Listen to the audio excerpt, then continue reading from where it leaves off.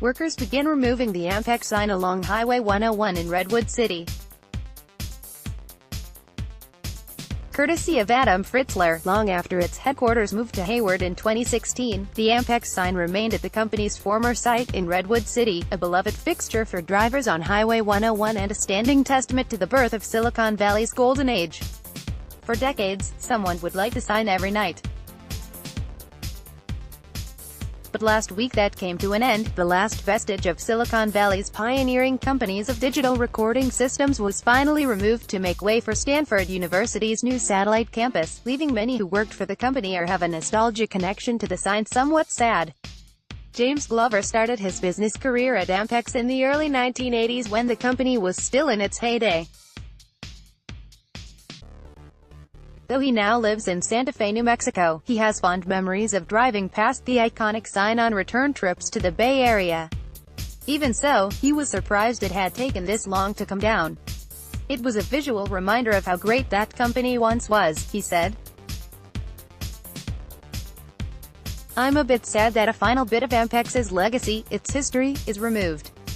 Now, there's really no memory of such a great company." Ad Choice Advertising and Red, invented by Teads, founded in 1944 by Russian-American electrical engineer Alexander Matveevich Paniotov. The company was moved from San Carlos to Redwood City in the early 1950s, where it ushered in an era that led to significant and lasting impacts on the radio and TV industries.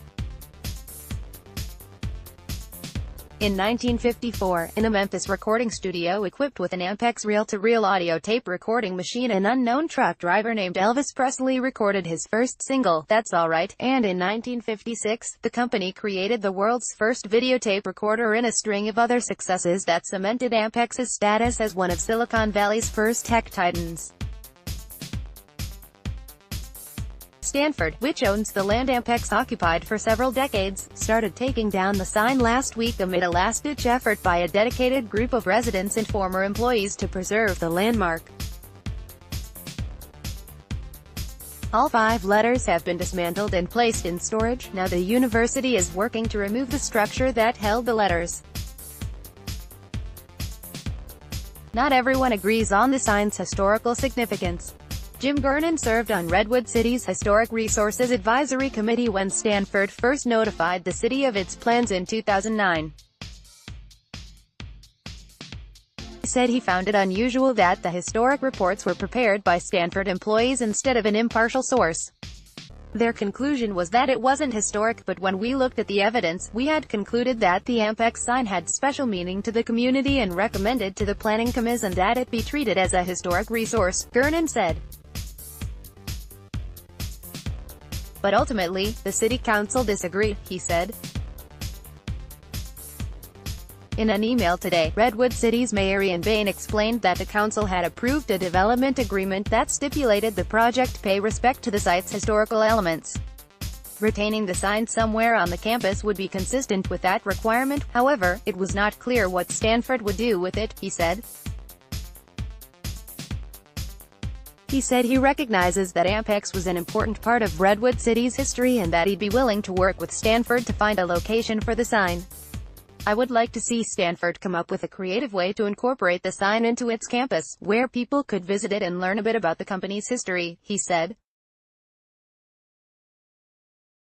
"If possible, I would like to see the sign stay in our community." E.J. Miranda, a spokesman for Stanford, said the university has offered the sign to a variety of local historical groups, as well as Ampex. "We are primarily interested in groups that have some affiliation to preserving historic and/or technological elements of the peninsula," he said.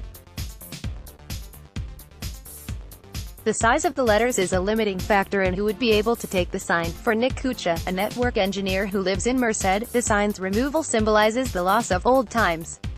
He remembers seeing the sign from the bus on school trips from Santa Barbara and later when he'd attend swap meets at the Ampex building. One of the things I remember seeing on 101 was the Ampex sign," he said. "After the first trip that became the touch point for me, it was a landmark." He added, "When I come back to the Bay Area 3 or 4 times a year now, I find yet another thing is gone. Sponsored content, how to pay off your house ASAP. It's so simple. Buy Americans could save thousands by taking advantage of this government program. You might also like campers in Africa. Wake up to find 3 lions licking. ELB Stomp revamp a year after Sabah earthquake. Fiancé of hero who? ELB Stomp revamp finally. Financial planning. Your life, your way. Finally, the $69 Magic Air Cooler is the most incredible cooler. The military watch that causes furor on the internet at gadgets.com. The world's tallest buildings will take your breath far and wide. Chris Watts slain family in the early hours, and MercuryNews.com. Aretha Franklin rejected Trump's request to perform at MercuryNews.com as Robin Wright marries French beau Sean Penn, and MercuryNews.com. Burt Reynolds dishes on Trump's instincts, his lover, Jack Nicholson, and the overrated Kathleen Turner, American citizen from Orange County, detained in Vietnam on a spurious charge. The world's most beautiful waterfalls to visit. Photos far and wide. Attend SG's largest wealth convention of 2018 at MBS for free. Health.wealthconventions.com. 11 car parks in Singapore you didn't know had free parking. Money smart. Princess Diana beyond the grave thinks Meghan Markle is wrong for Prince Harry. Source: Omarosa has video, audio, texts. Campers in Africa wake up to find 3 lions licking their tent. Stomp.straightstimes.com. Find the best VPN in Singapore. Trusted review. Enjoy. Compare most photogenic beaches on Instagram. Far and wide. Bodies of missing wife, daughters found in Colorado. Social media goes bananas over Trump's Apocalypse Now blunder.